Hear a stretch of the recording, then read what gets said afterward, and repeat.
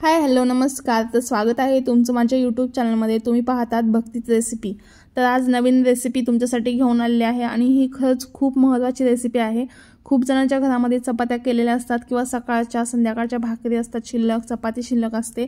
तर एक रेसिपी करायची ज्याच्यामुळे तुमची चपाती किंवा भाकरी जी आहे शिल्लक राहिलेली कधीही वाया जाणार नाही। असं म्हणतात की अन्न कधी टाकून देऊ नये, तर राहिलेल्या चपात्या आणि राहिलेल्या भाकरी याच्यापासून तुम्ही खरंच खूप भारी रेसिपी बनवू शकता। चला आज पाहूयात काय बनवायचं आहे आणि कशी ही रेसिपी आहे आणि तुम्ही हिला काय नाव देऊ शकता। तर आमच्या इकडे याला चपातीचे किंवा भाकरीचे तुकडे असं म्हणतात। तुमच्या इकडे काय म्हणतात हे नक्की कमेंट करून सांगा। तर इथे मी 4 ते 5 चपात्या घेतलेल्या आहेत आणि अर्धी भाकर घेतलेली आहे। याला छान मिक्सरमध्ये ग्राइंड करून घ्यायचं। पाणी न टाकता ग्राइंड करायचं बारीक असं छान पोह्यांसारखं। इथे कढई ठेवून घेतली आहे। ऑलरेडी मी त्याला बारीक करून घेतलेलं आहे चपाती आणि भाकरीला। तर आता फोडणी कशा प्रकारे द्यायची आणि रेसिपी कशी बनवायची चला पाहूयात।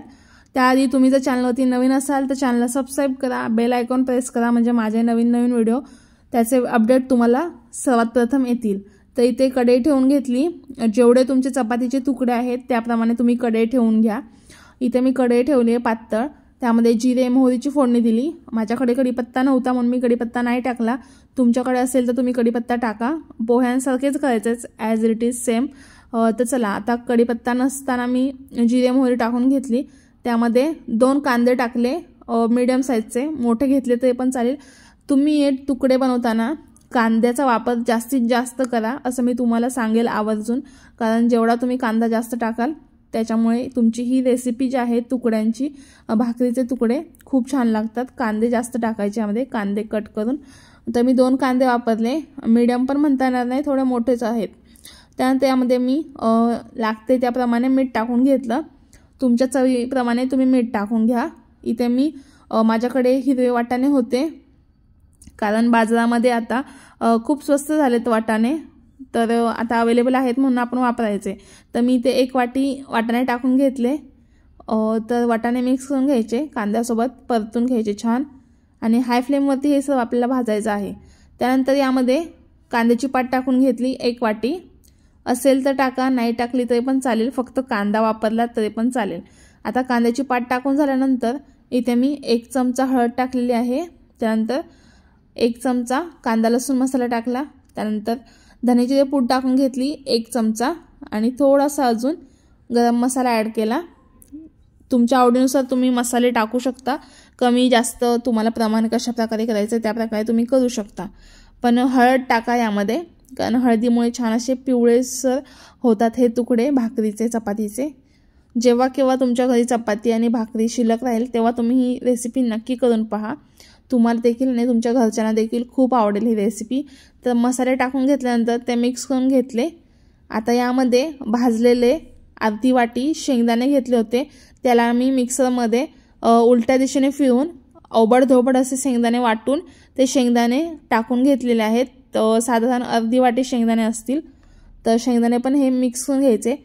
मोस्टली आमच्या इकडे फक्त शेंगदाणे आणि कांदा वापरला जातो, तर तुम्हाला हवं असेल तुम्ही व्हेजिटेबल्स ॲड करू शकता, गाजर, शिमला मिरची, कोबी। आता इथे मी हे चपातीचे तुकडे वाटून घेतले होते, 4 चपात्या यूज केल्या आणि अर्धी भाकरी यूज केली आहे। माझ्याकडे होते तेवढे मी चपाती आणि भाकरी घेतलेले आहेत वाटणामध्ये।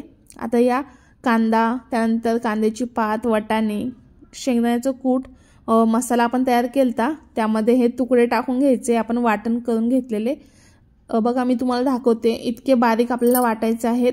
मिक्सरमध्ये बारीक वाटून घ्यायचे, जास्त मोठे ठेवायचे नाही, आणि थोडंसंच पाणी ॲड करायचं यामध्ये वरती फोडणी देताना। आता हे तुकडे आपण कढईमध्ये टाकून घेते। तर हे पूर्णपणे आता आपण कांदा टाकलेला, वाटाणे टाकले होते त्या मसाल्यामध्ये, जे आपण मसाले टाकलेत यामध्ये हे चपातीचे किंवा तुम्ही भाकरीचे जे काही कशाचे तुकडे केलेत ते मस्त मिक्स करून घ्यायचे। फक्त कांदा टाकला तरी पण चालेल, कोथिंबीर, कांदा, जिरे मोहरीची फोडणी दिली, कढीपत्ता टाकला, एवढ्यात पण हे तुकडे खूप मस्त होतात। चपाती भाकरी वाया जात नाही। असं होतं कधी कधी की सकाळी चपात्या केल्या तर एखादी व्यक्ती दुपारी जेवली नसेल किंवा एखादी व्यक्ती कमी जेवली घरामधील, तर ती चपाती संध्याकाळी शिल्लक राहते. अशा जर त्याच्या दुसऱ्या दिवशीची चपाती 2 दिवसाची शिल्लक राहिली तर तुम्ही लगेच हे करू शकता. जास्त दिवसाचं नाही बनवू शकत, त्यासाठी चपाती तुम्हाला थोडीशी वाळवावी लागेल उन्हामध्ये, तेव्हा पण तुम्ही हे करू शकता. पण चपाती जर खराब झाली तर अजिबात करायला जाऊ नका. तर इथे मी ही कालची चपाती यूज केलेली आहे, ती पण मी फ्रीजमध्ये ठेवलेली शिल्लक राहिलेली चपाती, आणि त्यानंतर मी इथे हे तुकडे बनवत आहे. त्यामुळे जास्त शिळं अन्न खायचं नाही. हां, 1-2 दिवसाचं असेल तर केलं तर चालतंय. त्यामुळे मी अशा प्रकारे हे तुकडे बनवते, ज्यामुळे चपाती पण वाया जात नाही. आणि एकदम जेव्हा मऊ मऊ चपाती असते, 1-2 दिवसाची चपाती तुम्हाला माहितीच आहे, एवढी काय वाळलेली नसते. आणि फ्रीजमध्ये जर ठेवली छान अशी कागदात पॅक करून तर छान राहते ती चपाती 1 ते 2 दिवस. त्याच्यामुळे मी अशा प्रकारे याचा वापर करते. 1 ते 2 दिवसांनी करू शकता आपण हे तुकडे. आणि भाकरी तर काय 2-3 दिवस छान राहतात फ्रीजमध्ये, भाकरीचं पण तुम्ही करू शकता. सहसा मी काय करते, भाकरी लागतील तेवढाच करते, म्हणजे प्रत्येकाची एखाद्या वेळेस 1.5 असते चपाती भाकर, त्यामुळे माझी भाकर जास्त शिल्लक राहत नाही, चपात्या जास्त शिल्लक राहतात. असं होतं कधी कधी 1-2 चपाती राहतात. आता हे तुकडे मस्त मसाल्यामध्ये मिक्स करून घेतले आपण. यावरती झाकण ठेवायचं आहे आणि याला 1 ते 2 मिनिटं मस्त वाफून घ्यायचं आहे, म्हणजे तुकडे जे आहेत ते आतपर्यंत असे मऊ मऊ होतात, चांगले मस्त असे शिजले जातात.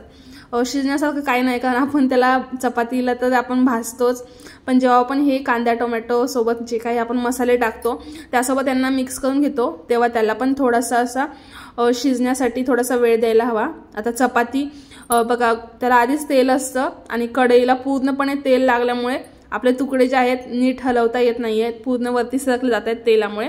त्यामुळे काळजी घ्यायची, हळूहळू हलवायचं. तुम्ही इथे 2 उलताण्यांचा वापर केला तरी चालेल, म्हणजे दोन जे आहेत उलताणे स्पॅच्युला, जे आपण उलटे करण्यासाठी वापरतो हलवण्यासाठी, ते 2 वापरले तरी चालेल. किंवा एखादा चमचा घेतला आणि दुसऱ्या बाजूने तो धरून मस्त मिक्स करून घ्यायचं, खालून वरून छान भाजून घ्यायचे यांना. तर तुम्ही आपल्या चॅनलवरती नवीन असाल तर चॅनलला अजून सबस्क्राईब केलं नसेल तर चॅनलला सबस्क्राईब करा. बाजूचं जे घंटीचं म्हणजेच बेल आयकॉन आहे ते पण प्रेस करायला विसरू नका, जेणेकरून जेव्हा केव्हा मी व्हिडिओ पोस्ट करेल त्याचे नोटिफिकेशन सर्वप्रथम तुम्हाला येतील. तर असेच कनेक्ट राहा आणि नवनवीन रेसिपी पाहत राहा. आता एकदा परत हलवून झालेत, आता परत एकदा मी ह्याच्यावरती झाकण ठेवते आणि आपल्याला अजून 1 ते 2 मिनिटं वाफवून घ्यायचे. मस्त वाफ तयार होते आणि ती पण बाष्पीभवन होतं त्याचं. तर हे झाकण माझं वेगळ्या पॅनवरचं आहे, पण मी या कडेवरती बसतं म्हणून यूज करते. तुमच्याकडे झाकण नसेल तर तुम्ही प्लेटचा पण वापर करू शकता. आपली थाळी असते ना सपाट, जी बाजूच्या टोपावरती आहे पाहू शकता तुम्ही, तशा प्रकारची जी प्लेट असते ना मोठी, ती मोठ्या साईजमधली असेल तर ती पण ठेवू शकता तुम्ही. मस्त वाफून घ्यायचे, झाकण नसेल तर काय झालं. तर आपले हे तुकडे मस्त असे मी वाफून घेतलेत आणि हे खाण्यासाठी रेडी झालेले आहेत. तर एकदा परत मिक्स करून घ्यायचं. कोथिंबीर असेल कोथिंबीर टाका.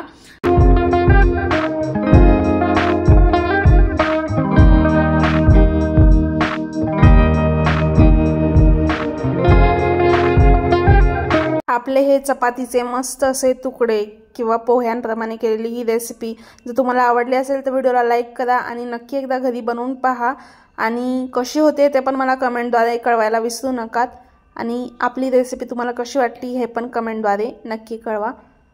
तर चला, आजच्या रेसिपी पुरतं आपण हे बनवलेलं आहे रेसिपी. आता भेटूयात नवीन रेसिपीसह. तोपर्यंत बाय बाय.